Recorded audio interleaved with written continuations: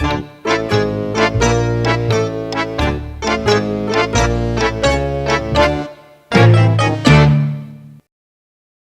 everyone, what you're about to watch is a critique video on Sonic and All-Stars Racing Transformed, where we toss opinions back and forth like gypsies in a shoe shop. Anyways, I did an analysis video on this game, and if you don't really know what the hell we're talking about in this video, I highly recommend that you give it a look, as it's a nice prelude to this critique. For the rest of you little vagoigles and your smarkums, who are good little yittles and have brushed up on this electronic device, I beg of you to proceed. Sorry about that. I watched Schindler's List a few nights ago. Pros. Number 1. An incredibly fleshed out boost mechanic, which allows for much more race diversity. I mean, yeah, of course. I mean, the boost pads make sense. I can't imagine like any type of racer like this without them. But I don't understand the drifting. Like, I understand it in realistic racing games, you drift for points. But in here, you go slower a little bit to go faster? And why do you drift when you go straight? It's suspension of disbelief. This is a universe that has a talking hedgehog that can drive a car. I don't think that there's really that much of a stretch that drifting makes you go faster. Sonic's a hedgehog? Who says I was talking about Sonic?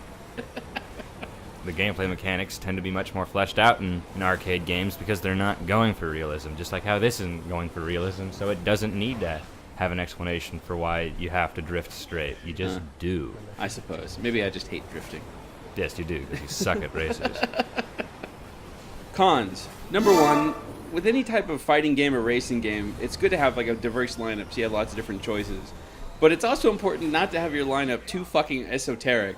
Who the fuck is fucking Football Manager? Actually, Football Manager is one of the top-selling Steam games, and actually one of the top-played Steam games. So, And Danica Patrick? Danica Patrick is one of the, I guess, one of the most famous female racers. I don't like the choice, but I don't think Danica Patrick is necessarily esoteric. Neither is Football Manager. What do you think? I think you can come up with much better examples than Football Manager and Danica Patrick for esoteric. What's the name of that weird car that turns into a plane? I can't think of what Every single one of them. I can't remember what his name was called. Ages? Yes. It's not a character. It's just like, it's a representation of the different stages of Sega, so I don't think it's really esoteric. Oh, is it's that just what more it is? fan service. Oh, That's why the boat's a Dreamcast controller. I don't see how that was very... Yeah, I didn't get that at all. I didn't know why I turned it into a Dreamcast controller. Who were you thinking like as being too far out there? Surely Knuckles, right? Gum. Or pudding. Well, you're right. 2 racers named after food products. Gum from Jet Set Radio and Pudding from Space Channel 5, but yeah. those aren't very popular games. Isn't like Ooh La La from Space Channel 5 as well? I can't remember. Yeah. It's like Sega doesn't really have a star-studded cast like Nintendo does. They're not nearly as much of a premier gaming company. I think Sony even has a better lineup. Pros, number 2. Much of the gameplay depends on skill rather than luck and chance. Weapons and boosting. While other kart racers, it seems, it's a lot more contingent on luck and chance, such as Mario Kart. You get a blind blue shell, red shell coming at you, you'll get bombarded by items and you'll get sent all the way to last, while the person in last will get items that favor them because they played poorly. So I think that's a huge pro because it's something that allows you to cultivate skill rather than depending on luck your entire time. I suppose. The problem with that, though, is that like, most of the weapons just seem kind of pointless. That's the idea. Some of them, like, they do work, but only if you're actually playing, like, a They're person. skill shot items. That's the idea. Well, no, it's not just skill shot. It's just that some of them only really seem to work if you're playing against a person. If you play against the computer, there's no, like, nothing seems to do anything to it just by having its controls reversed. That's only one item, though. Right, but the only person who ever saw run into those stupid blowfish was me, and it was usually I would run into my own blowfish as it would go through like the next lap. I don't think that's a problem with the game. I think that's a problem with you. No, it's Poor placement. Yeah, like what's happening is that you're racing in bad parts of the track, and you're placing them in bad parts of the track. You're not cutting the turns. You're going very, very wide. and you're going to places that you thought were shortcuts but are actually longer. And so Yeah, me I and definitely saw all that. the rest of the computer know the track well, so we're not going to be taking those routes that you're dropping those on, but you are, which means you're going to run into them again Yeah, the on the beast next of- lap. So the I beast of- don't think that's a problem. I think that's your problem. Maybe. Con number 2. I felt like the difficulty curve jumps around too much when you go from like normal to hard and like most definitely to expert. I had problems like showing that off in our, on our multiplayer here. Our evidence actually suggests otherwise. He did better in expert and hard than he did in medium. So I think he's just bullshitting, honestly. I saw this one more when I was playing it by In myself. single player. Single player In versus single machine. player, there's definitely a more of a difficulty jump, but It jumps around a little bit too much when it's. I don't like think the it's two of us too playing much together. because I think what happens on expert and hard, like if it's too difficult for you, you can go down to the easier difficulties until you get good enough. That's just how difficulties work. I suppose. I don't think the curve is too harsh. I think there is a bit of a jump from hard to expert, but I think it's just sort of like you getting slammed and saying, get better, learn the tracks more, rather than like, boo-hoo, woe is me. But yeah, but on that idea of like learning the tracks, to me it seems like on a lot of different sections that it's really unclear as to where you're supposed to go.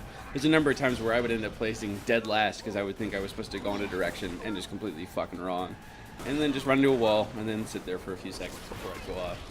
I said this while we were racing, and I still stick to it. This is a thing that happens in normal racing where you have to learn the track in order for you to actually perform well on the track. I don't think that's too much of a throwaway. Like Well, a lot of other racers actually have it so that there's a particular look to the road that you can go on. By having it switch from like a boat to a plane, it kind of leaves it vague as to where you're supposed to go for some parts. Other parts do it like a real good job, but then it You makes just- the tracks a bit too linear. no different from like, I don't know, Formula One race. Like where you have to Left turn. know, yeah, you have to know when Left to. turn. That's NASCAR. Oh right, sorry.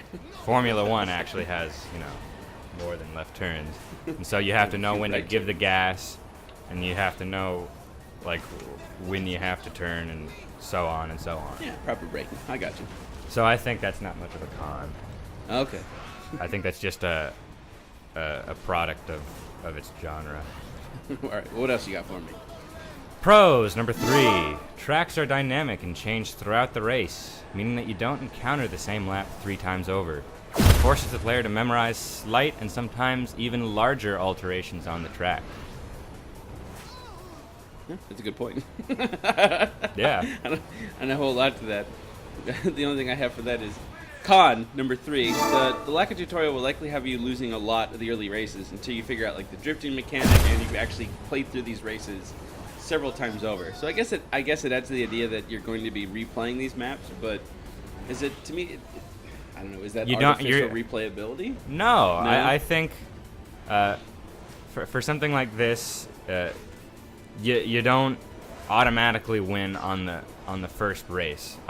That's the thing is, as soon as I got Mario Kart 8, I was getting first every single track on my first playthrough, and I think that just takes a lot of the depth out of a game when it's so easy, even on the hardest difficulty, that I can smite it on the first playthrough. Smite bolts of lightning. I guess that's a clever joke there. Think about it. And as for the lack of tutorial, I think that's also an invalid point because if you're really having a difficult time with the game, there's multiple difficulties. But So how will us idiots get better or learn what we're supposed to do? it's you could play on easy or medium, and the carts will pull back, and you'll be able to learn the tracks without getting bombarded. So I don't think that's much of a valid point. Okay. That's just like saying, like, I played Devil May Cry on the hardest difficulty and I'm having a hard time. I'm like, no shit. Tune the difficulty down until you learn the gameplay mechanics and then ramp it up as you're getting better. Does DMC have a tutorial? I don't think it does it?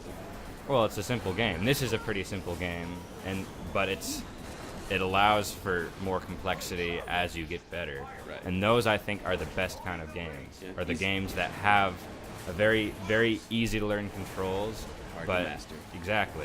Yeah. Easy to learn, hard to master. Just like sex. Exactly. Pros, number 4. Fantastic FPS, which doesn't stand for first-person shooter for you idiots. It actually stands for frames per second. And graphics on the PC. Well, for that, it's kind of a big duh. I mean, if you got a decent like graphics card and a good CPU, some good RAM, of course it's going to look good because you're dropping like $1,500 on a machine to make it look good. But you're only arguing against the technical limitations, and I understand that there are technical limitations when it comes to consoles, and that they're a lot less stringent. Oh, so you're on talking about PC. the artwork? I'm talking about also the art style. Oh, okay. It's the fact that they're able to have more free reign on the PC, and so that FPS doesn't drop past 60 if you got a good enough of a rig. Oh, I got you. Yeah, it's definitely well optimized. And it looks fantastic. Like, how does it hold up on other consoles? I don't know. We might have to bring up some footage or something. I think it still looks pretty good, but like for things like the Vita, obviously it's not going to look anywhere near the same. You think they drop off the number of racers on the track? They probably drop off the number of racers and a lot of the assets. Yeah, I can see that. Con, number 4, I believe. And this one's kind of odd, but why the fuck are there collectible coins? Like, they're seemingly completely useless, except for like a few little spots here if you want a slightly better boost in the beginning. And why the hell aren't they rings? It's a fucking Sonic game. His name's in the title. Why am I collecting coins? I completely agree. There's no fucking reason for the coins. The best con is the one that's like it's just pointless. Yeah, like it's one of the stupidest gameplay mechanics in the game, and it honestly adds almost zero depth to it. Yeah, it's meaningless. So I agree with you. As for the rings, yes, it's called Sonic and All-Stars Racing Transformed, but they couldn't very well have everything be Sonic themed. They have already 3 or 4 Sonic themed tracks, and they also have 5 Sonic themed characters, and they already have an entire mode that's Sonic themed, Capture the Chow. So if they were doing rings, I think they'd be pushing it in the Sonic department. Ah, I got you. Pros, number 5. An actual single-player campaign with different modes throughout to keep the experience fresh and interesting. This one, I think, is a big, big, big plus, and you just don't see in a whole lot of racers nowadays. It's a single-player campaign. It's not a story like Crash Team Racing. I think that has the best single-player of any kart racer I've ever played. But this still holds up tremendously well with multiple game modes. There were so many game modes that Spurgle was just sighing and like wanting to kill himself after the end because we had to keep recording. There's all these different modes. Keep finding all different types. Yeah.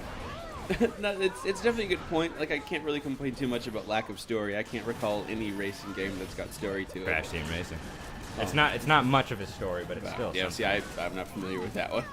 Like, maybe a little bit like on the Need for Speeds, but that's a whole other kettle of fish. So I agree with you. There's definitely a lot to play here, and like I've already put in a couple hours, and I've barely scratched the surface. There's a lot left for me to do. Con number 5. Why does Sonic drive a car or fly a plane or any of these things? And why doesn't Tails fly his tornado? Granted, it does show up when you get the All-Star thing. But it doesn't show up when you get the All-Star thing. It doesn't? I thought That's for not sure the tornado. It did. It's not the tornado? Tornado has a biplane design. Then where's the tornado? I don't understand this at all. It's his aircraft. It's his iconic piece. I don't get why you would ignore that. I agree the fuck with the tornado not being there. Wholeheartedly.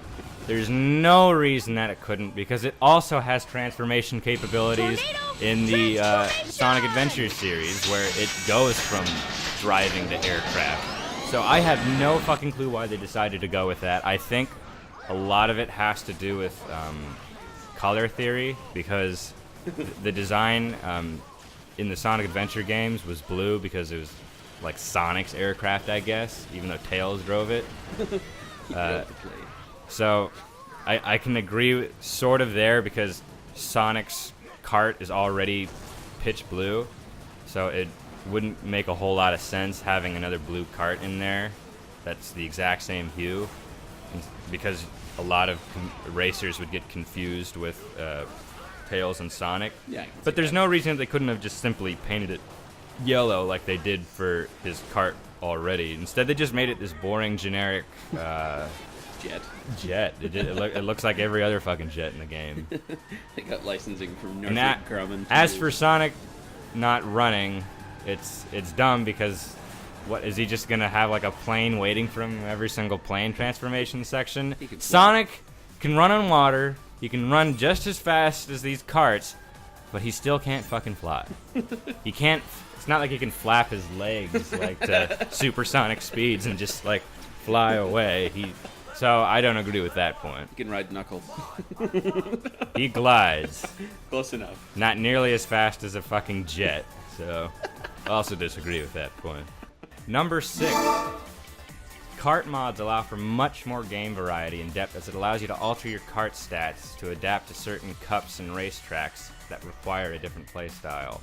For example, I tried doing the time trials on Chili Castle a million times over, and it wasn't until I switched characters that I could beat the expert ghost. No, this is one where like I initially had it down as a con, and after a while I changed my mind, realizing that it's a more powerful mechanic.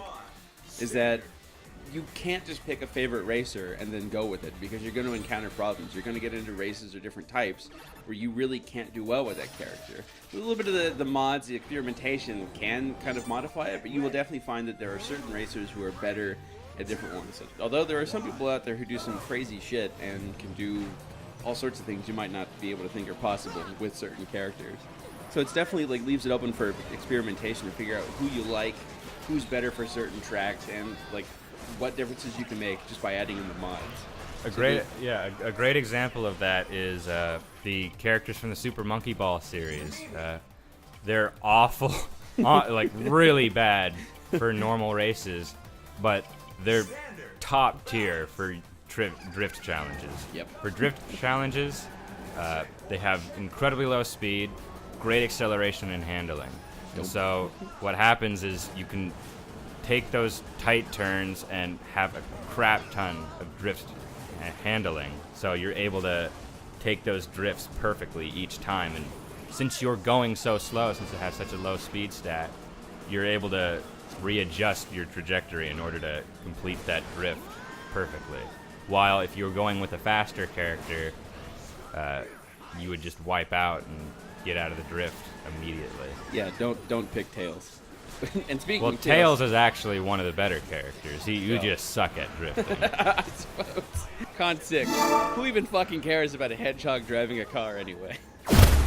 You're ornithologist. Does that mean I win? Pro number 7. The controls are incredibly simple, but are nigh flawless and have mechanics that set it apart from other racers. A great example of this is what I was talking about when we were playing Mario Kart 8, actually.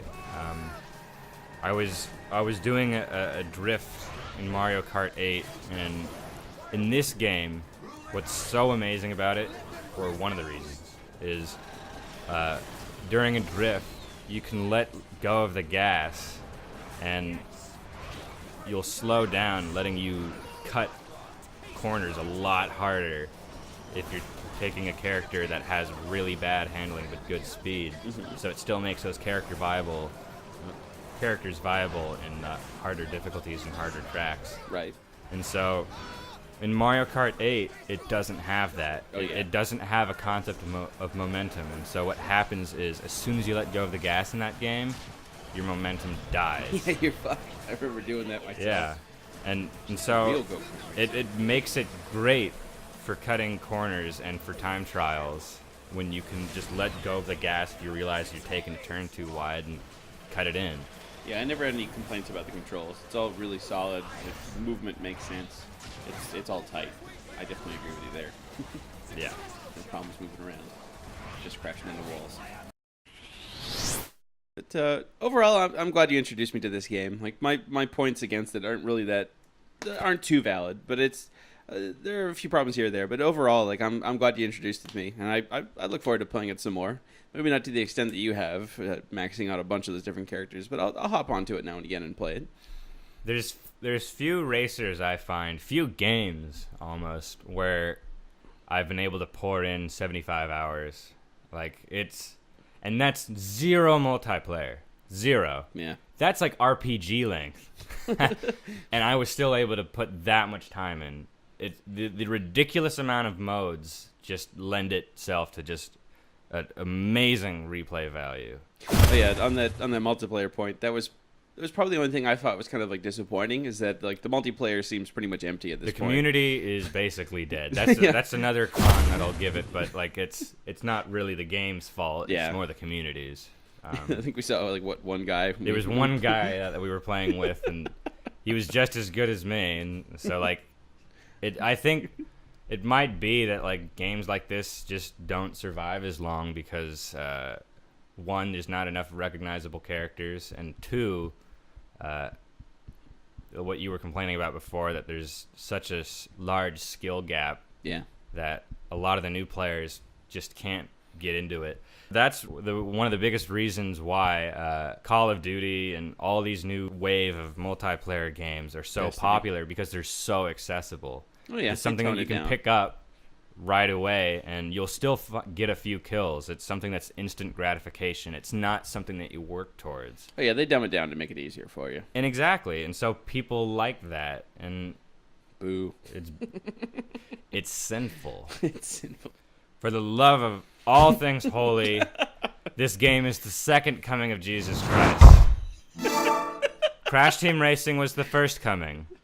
God bestowed upon us Crash Team Racing in order to cleanse the sinful kart races of this world. And Sonic and All-Stars Racing Transformed comes the second wave to blow a strike to the demonic forces that are AAA video games. You know, you can recommend a game without making it biblical, right? And so, please get this game. Praise Sonic Jesus. It just does almost everything right. Even as an naysay, I'd have to recommend going out and buying the game. Or don't go anywhere. You can buy it on Steam. Yeah, just wait for a Steam sale. They'll be dirt cheap. This game is about $5. Yeah, I got it. And it's AAA quality. Exactly. If there was such thing, it would be quintuple A quality. Quintuple A quality. It does. I mean, it was endorsed by Jesus, right? Yep. There you go. Anyways. Enjoy watching me crash into walls. Yeah.